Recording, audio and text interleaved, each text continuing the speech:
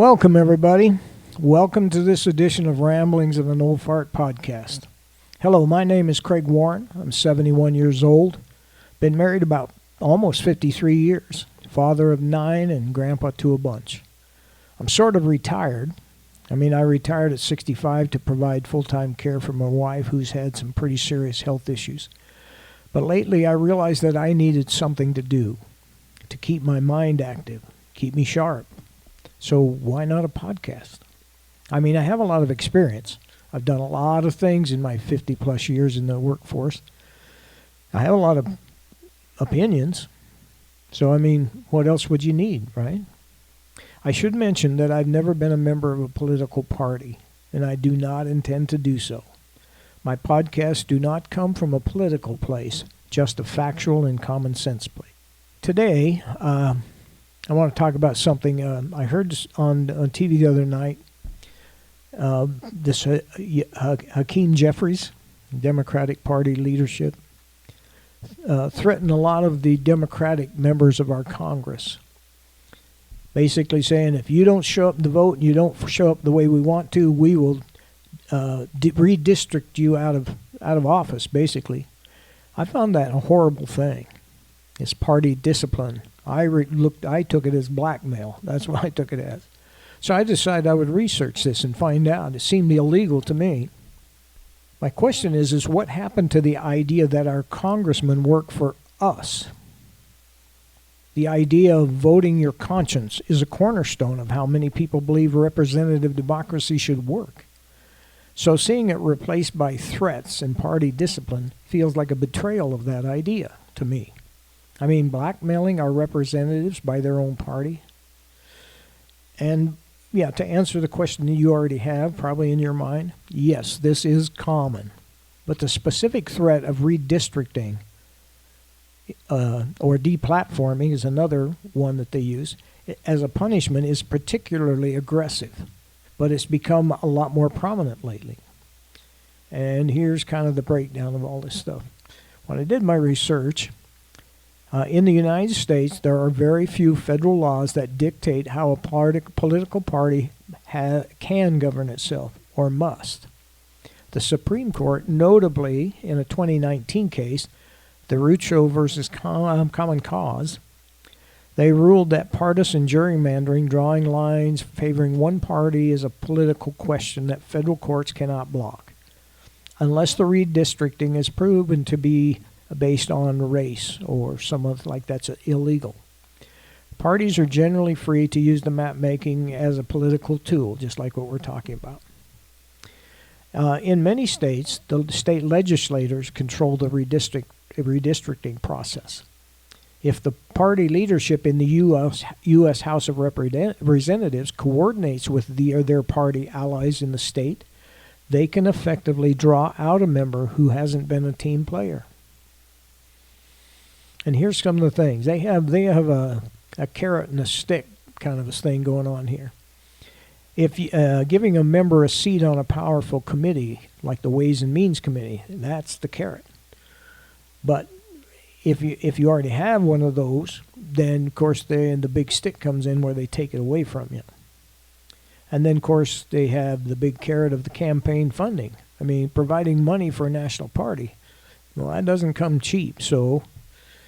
But if you don't do what they want you to do, of course, then you don't get any campaign financing.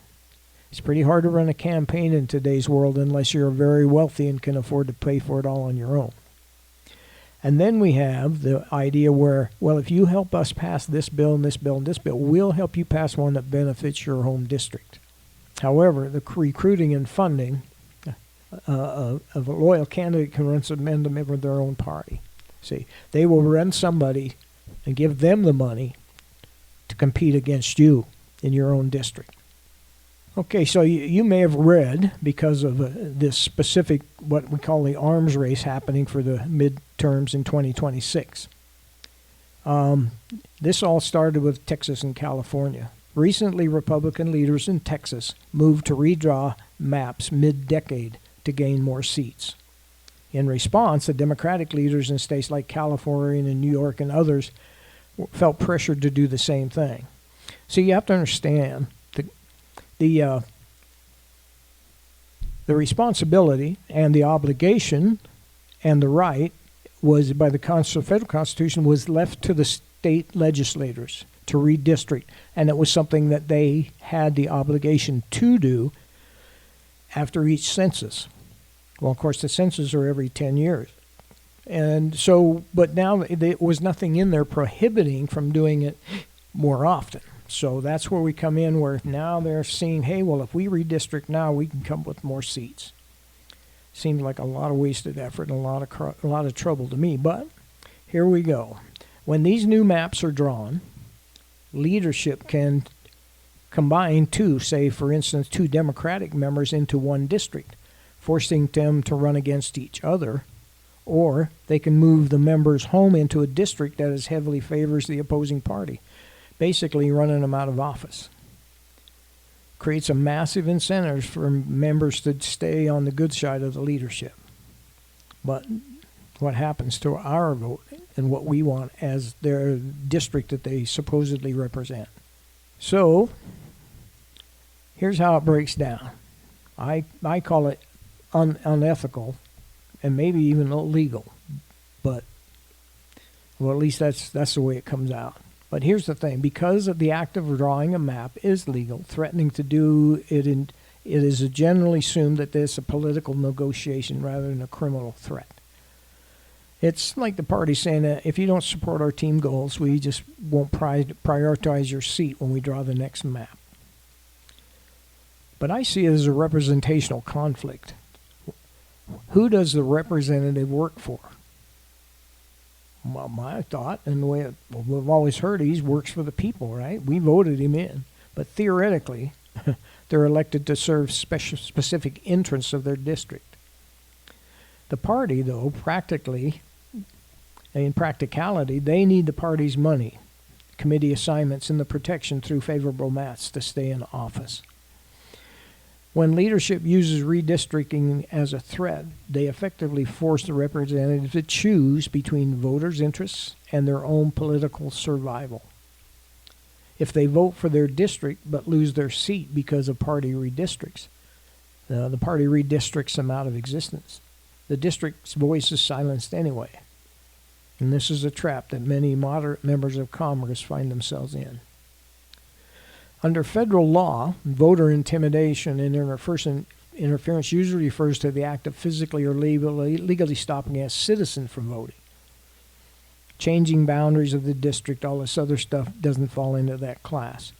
And I realize where they're coming from. There is no law specifically talking about parties here, and that should change.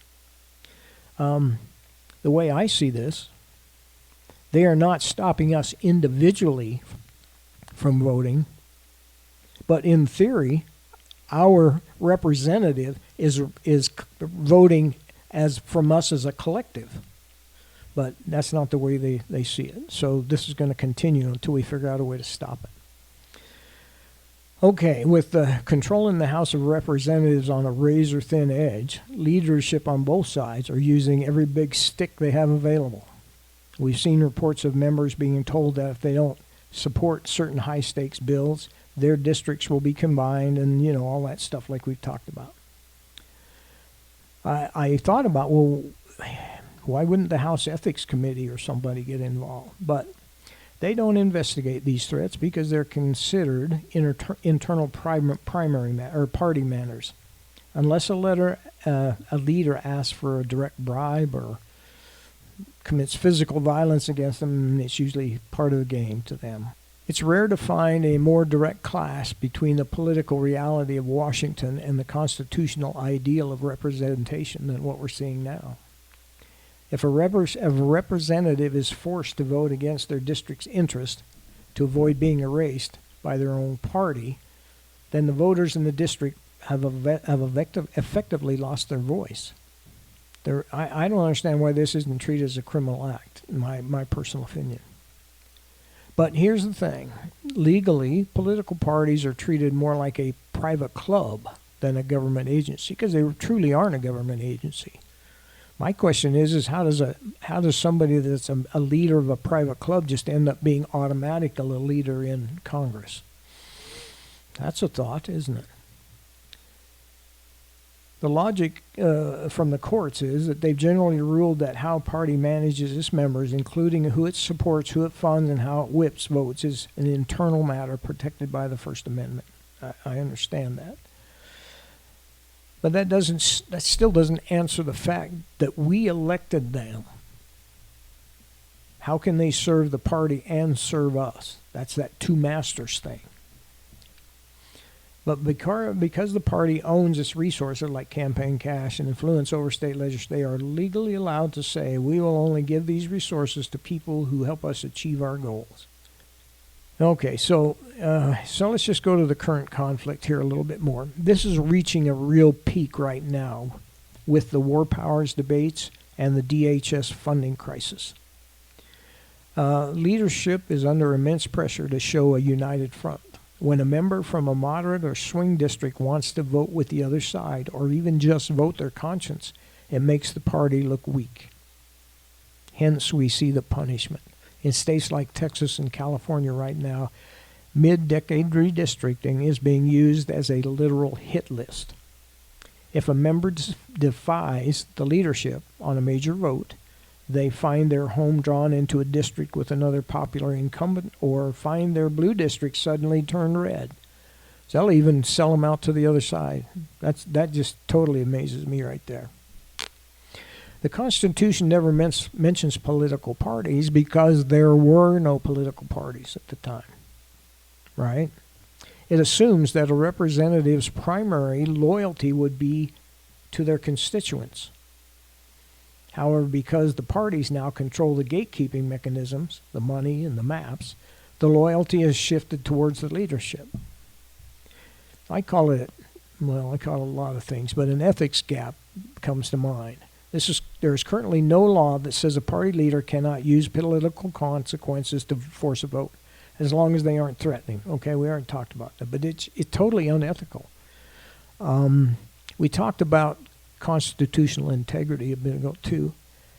To me, this is a big problem in our whole government. It's not just constitutional integrity, it's honor and integrity by the members that is lacking so severely. Party leaders are masters using fear. They tell their members that we might treat you poorly now, and you might be forced to vote against your conscience, but if you don't fall in line, the other party will win. And their agenda is 10 times worse for your constituents than this one vote. Okay, we're seeing more breaking points in 2026 than in previous years because pressures become so extreme. Literally threatening to delete a person's district via redistricting. But some members are starting to push back. We have seen a rise in what we would call problem solvers. And that's where some of the members group together of like minds and group together and stay together as a unit. When they do this, they have a little bit of power to push back because most of the votes in Congress are so close. They can't afford to give up 8 or 9 or 10 votes. So they sort of have to work with them. But you have to be careful because if they find a chance to get rid of you, they still will. But here's the problem. Some members of Congress are just choosing to retire rather than be bullied anymore, which is why we're seeing so many experienced moderate voices leaving Congress. And this is where the constitutional integrity thing comes back in. The Constitution was designed so that the ambition of a representative would check the power of the leadership. But when the leadership controls the map and the redistricting, the money, that check disappears real fast. And that's what's triggering a major trend that political analysts are calling the Great Exit of 2026. As of March, over 10% of Congress, nearly 60 members, have already announced they are not coming back. While some are moving on for governor or Senate races, a huge number are just simply quitting. And they're tired of being bullied. That's a major, although not spoken out loud, but that's one of the major reasons. And here's why. This is why behind it. The toxic workplace factor. Several retiring members like Jared Golden, Democrat from Maine, has explicitly cited hyperpartisanship and the increase in political violence as a reason for leaving. It's no longer just about debating policy. It's about surviving an environment where intra-party threats like redistricting, blackmail as I call it, are the standard way of doing business. If you compromise, which I thought that's how our system was designed to work.